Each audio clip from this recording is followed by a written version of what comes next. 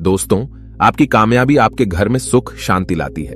आपका हमेशा मुस्कुराना, हमेशा खुश रहना और स्वस्थ रहना जीवन की बेहतरीन खुशियां देता है और आपको इस दुनिया का सबसे सुखी इंसान भी बनाता है।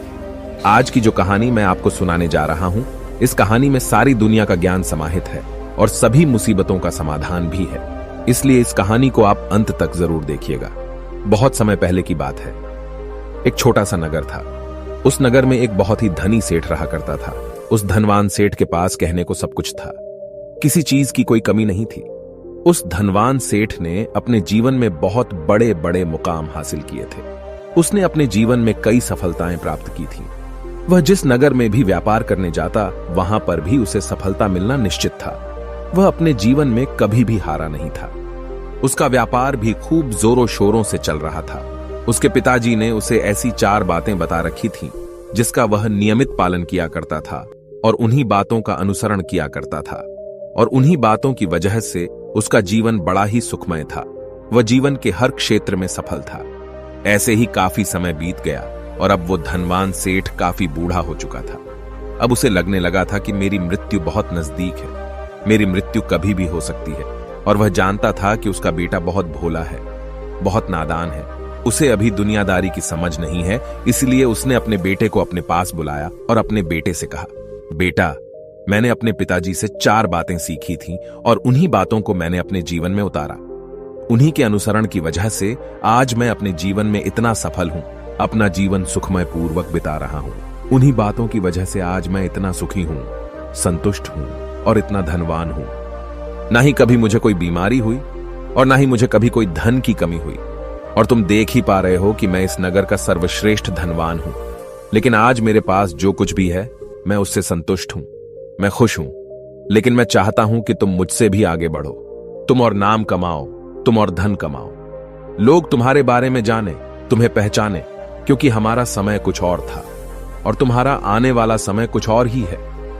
उस धनवान सेठ ने अपने बेटे को अपने और करीब बुलाया और उससे कहने लगा, बेटा, आज मैं तुमको दुनिया की ऐसी 4 महत्वपूर्ण बातें बताने जा रहा हूं जो मुझे मेरे पिताजी ने बताई थी और इसी के कारण आज मैं इतना सफल हूं।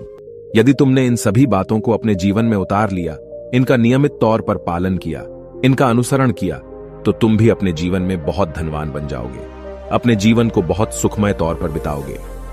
इन बातों के अनुसरण से न तो तुम्हारे घर परिवार में कोई दुख आएगा और न ही तुम्हारे व्यापार में कभी कोई परेशानी उत्पन्न होगी। इतना कहकर धनवान सेठ अपने बेटे को 4 बातें बताना शुरू करता है। वह कहता है, बेटा, सबसे पहली बात है काम पर छांव में जाना और छांव में आना। दूसरी बात, अपने घर के चारों तरफ चमड़े की बाड़ रखना। तीसरी बात, हमेशा खाने को मीठा करके खाना। और चौथी बात, अपनी पत्नी को हमेशा बांध कर रखना। इतना कहकर वह धनवान सेठ अब निश्चिंत हो चुका था। वह यह जानता था कि उसका बेटा बहुत भोला है। वह अपने पिता की बात अवश्य मानेगा और इन सभी 4 बातों को अपने जीवन में उतारेगा और इनका अनुसरण भी करेगा। देखते देखते कुछ महीने बीत गए और फिर एक दिन धनवान सेठ मृत्यु को प्राप्त हो गया। अपने पिता की मृत्यु के बाद उस धनवान सेठ के बेटे ने उन सभी 4 बातों को एक कागज पर लिख लिया ताकि वह उन्हें भूल न जाए और उन्हीं बातों को वह अपने जीवन में उतारने लगा। उन 4 बातों का अनुसरण करने लगा। सबसे पहली बात जो उसके पिता ने उससे कही थी, छांव में जाना और छांव में आना, तो उसने अपने घर से लेकर अपनी दुकान तक पूरे रास्ते पर एक टेंट लगवा दिया, क्योंकि उसके पास पैसा तो बहुत था और उसे कोई रोकने वाला भी नहीं था।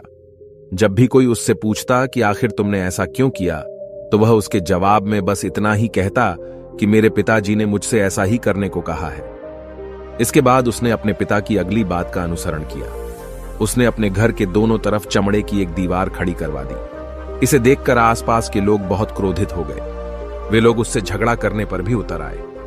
कई लोगों ने तो यह तक कह डाला कि आखिर तुमने ऐसा क्यों किया, चमड़े की बाड़ तुमने क्यों खड़ी करवा दी? चमड़े से बहुत बदबू आती है और इससे हमें तकलीफ होती है, इसे आज ही निकलवा दो।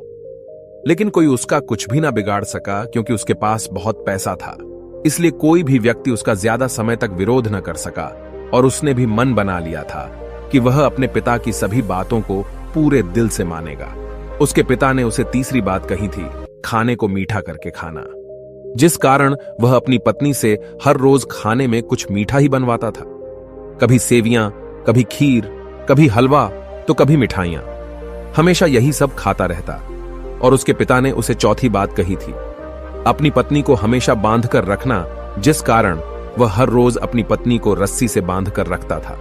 ऐसे ही कई दिन बीत गए और देखते ही देखते अब वह सेठ के बेटे का जीवन धीरे धीरे बर्बाद होने लगा था, क्योंकि उसने अपने पिता की सभी बातों का गलत मतलब निकाला था और वह उसी के अनुसार उनका पालन कर रहा था। देखते देखते उसका उतना बड़ा व्यापार अब ठप होने लगा था। उसके यहां पर ग्राहकों की संख्या कम होने लगी थी, क्योंकि जब उसका मन करता तब वह दुकान जाया करता और जब उसका मन करता तो वह दुकान से वापस घर लौट आता। उसका अपने पिताजी के इस कारोबार में मन नहीं लगता था। इस कारण उसके सारे ग्राहक अब उससे नाराज होने लगे थे। उसके सारे ग्राहक अब एक एक करके उस दुकान को छोड़ते चले जा रहे थे। इसी कारण उसका पूरा व्यापार अब ठप हो चुका था। जिस व्यापार को खड़ा करने में उसके पिताजी ने खून पसीना एक कर दिया था, उस व्यापार को उसने कुछ ही महीनों में पूरी तरह से बर्बाद कर दिया था। अब उसका धंधा बहुत कम हो चुका था, जिस कारण वह बहुत परेशान रहता था। वह बहुत चिंतित रहता था और इसके साथ ही उसने अपने घर के चारों तरफ चमड़े की दीवार खड़ी करवाई थी। उस कारण आसपास पर बहुत गंदी बदबू फैल चुकी थी। इसलिए जो भी उसके आसपास रहते थे उन सभी ने वह घर छोड़कर कहीं और पर अपना बसेरा बसा लिया। चमड़े की बदबू के कारण अब उसके घर में भी कोई नहीं आता था। यहां तक कि उसके मित्र और रिश्तेदार भी उस घर में आने से कतराते थे। लेकिन अब भी उसे समझ नहीं आ रहा था कि आखिर ये सब हो क्यों रहा है। वो बहुत परेशान रहने लगा था और वह हमेशा मीठा भोजन किया करता था, जिस कारण उसका वजन बहुत ज्यादा बढ़ चुका था और इस मोटापे के कारण उसके शरीर में न जाने कितनी सारी बीमारियों ने अपना घर बना लिया था। आए दिन उसके घर पर वेद आने लगे थे।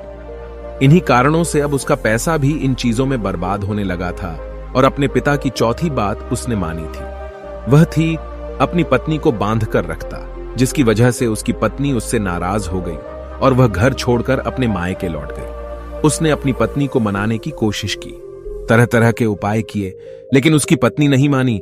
और वैसे भी कोई भी स्त्री ऐसे मर्द के साथ क्यों रहना चाहेगी जो उसे बेवजह ही बेबात पर बांध कर रखता हो। देखते देखते अब वह सेठ के बेटे का पूरा जीवन बर्बाद हो चुका था। न तो अब उसके पास व्यापार बचा था, न ही धन, न ही उसकी पत्नी और न ही वह रिश्तेदार जो पैसों के लिए उसके आसपास घूमा करते थे। और तो और अब उसका स्वास्थ्य भी ठीक नहीं रहता था, जिस कारण वह बहुत चिंतित रहने लगा था, बहुत परेशान रहने लगा था। उसे यह सब समझ ही नहीं आ रहा था क्या हो रहा है और क्यों हो रहा है।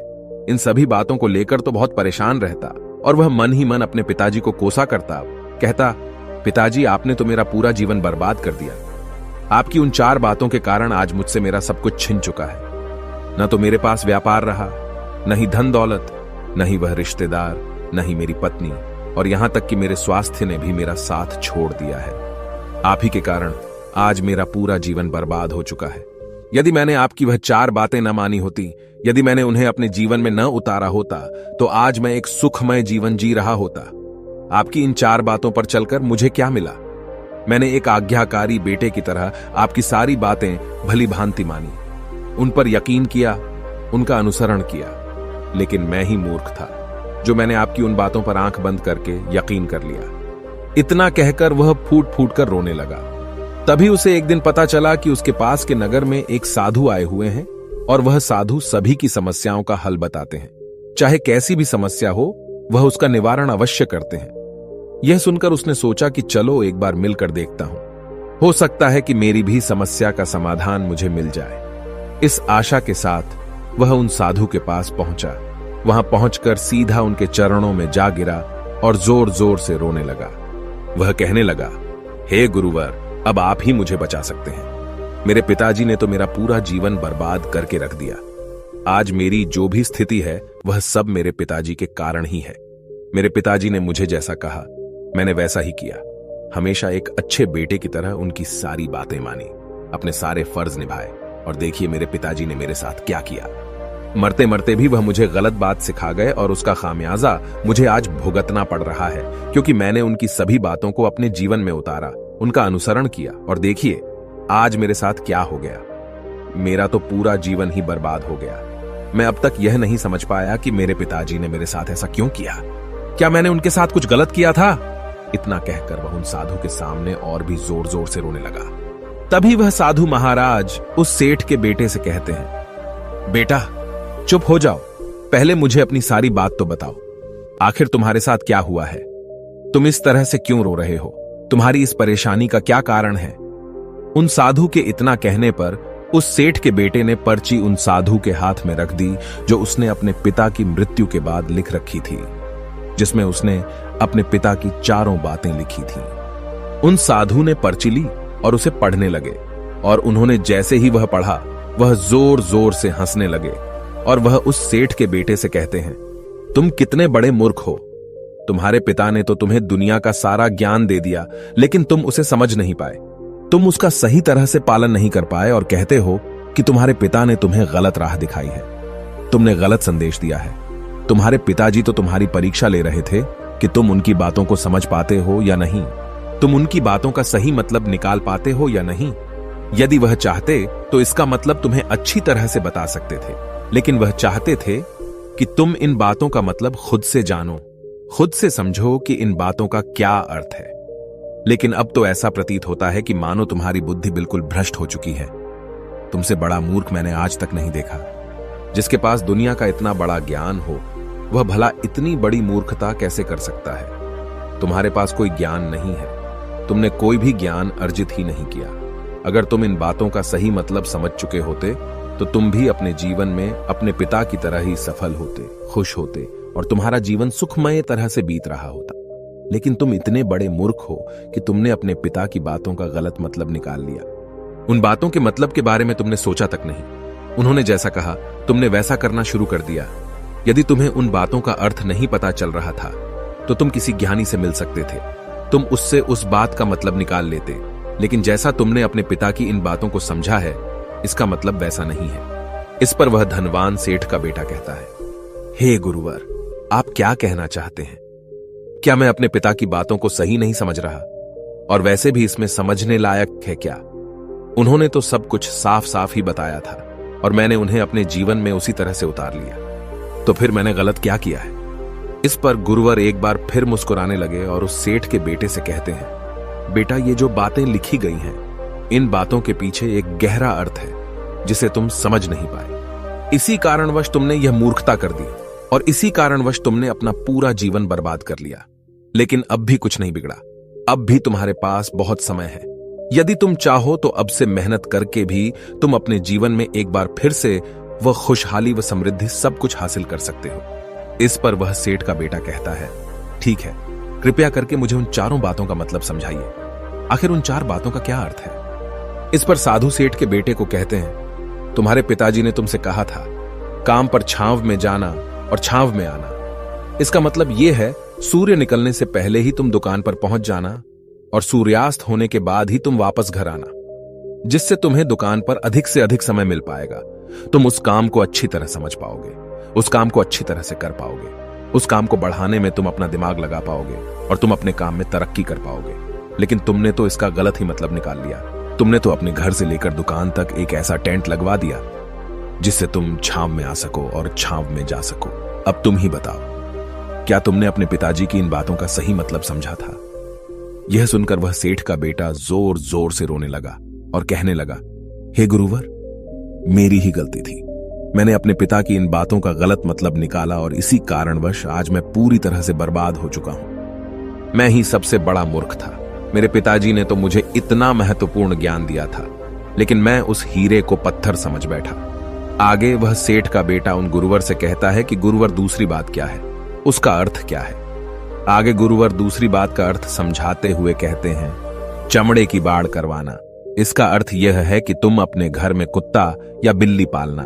जब तुम अपने घर में कुत्ता बिल्ली पाल लोगे तो यह तुम्हारे घर की चारों ओर से रक्षा करेगा, जिससे तुम्हारी धन दौलत पूरी तरह से सुरक्षित रहेगी और तुम बेफिक्र होकर दुकान पर मन लगा सकोगे, बेफिक्र होकर दुकान के कामों को समझ सकोगे और तरक्की कर पाओगे। और तो और तुम्हारे मन में कभी यह भी डर नहीं होगा कि कहीं कोई चोर आकर मेरी संपत्ति न चुरा ले। चमड़े की बाड़ करवाने का असली मतलब यह है, लेकिन तुमने तो चमड़े की बाड़ करवाने का मतलब कुछ और ही निकाल दिया।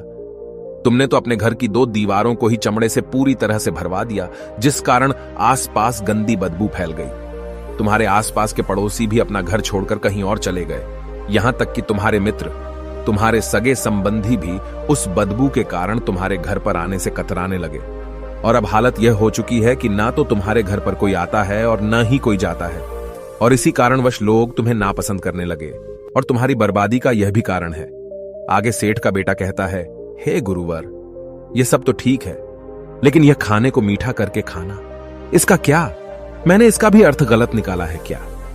मैंने तो अपने पिता की बातों के कहे अनुसार ही हर रोज मीठा खाया, और आज देखिए मेरा शरीर कितना वजनदार हो चुका है, जिस कारण मुझे अनेक प्रकार की बीमारियों ने घेर रखा है।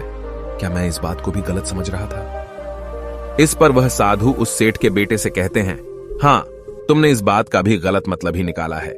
मीठा करके खाने का अर्थ यह है कि जब भी तुम्हें भूख तेजी से लगे तभी तुम्हें भोजन करना है, न उसके पहले और न उसके बाद। अन्यथा यदि तुम्हें भूख न लगी होगी और तुम्हें भोजन मिल जाए तो तुम उस भोजन की कभी कदर नहीं करोगे।